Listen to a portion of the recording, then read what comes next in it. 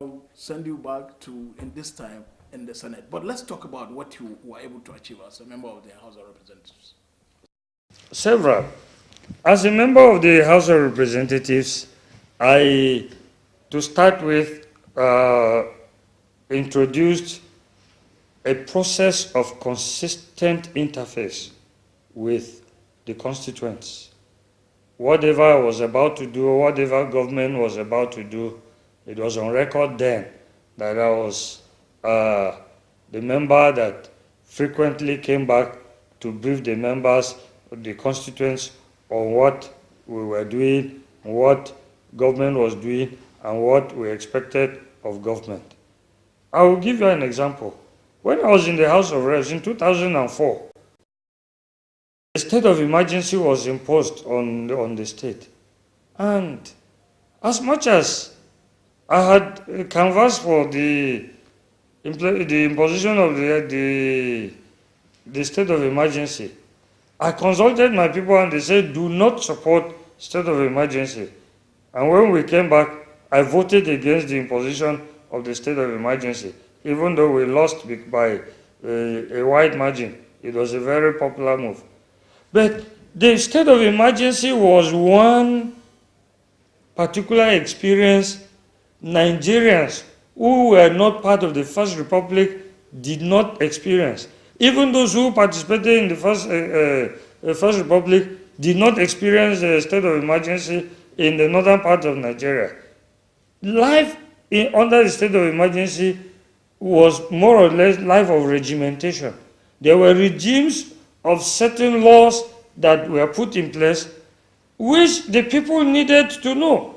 And we took time with the then Senator of the Federal Republic, late Senator Cosmos Nyagwan, to go around from local government to local government, conscientizing our people, educating them on what they needed to know and what they should not do under the state of emergency. Consultation was one of the things I did.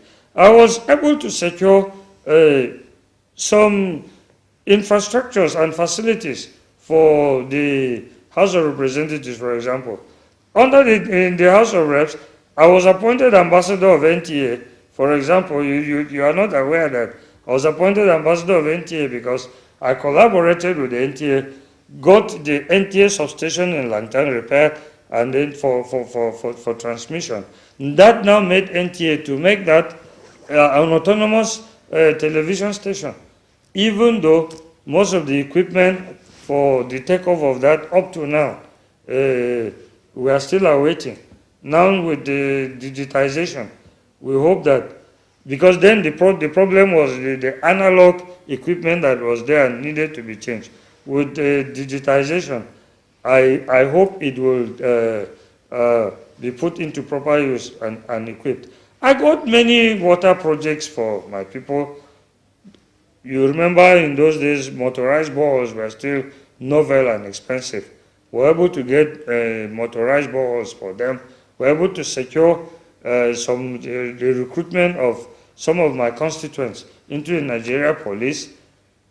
Over 70-something of them, as at that time, recruited into the Nigeria police, and then the army and the rest of them, the Air Force and the Immigration Service and the Customs. And I was able to also interface with the communities. I adopted this policy of development on basis of need, what they needed from me. And I found out that in almost all the communities, they needed classroom blocks there were none most of them were dilapidated in the communities. Through the classroom blocks, some 2 classrooms, some 3 classroom blocks built by the communities, and then I provided materials and roofed them. So this affected, and they were spread all over the wards in the federal constituency. And they remember this at the time I came back to contest for the Senate. I got the Langtang Dam contract awarded for the rehabilitation of Langtang Dam. Equipment were supplied, and we got the power sub-injection station sited in Langtan, constructed. The work is still ongoing. So these were some of the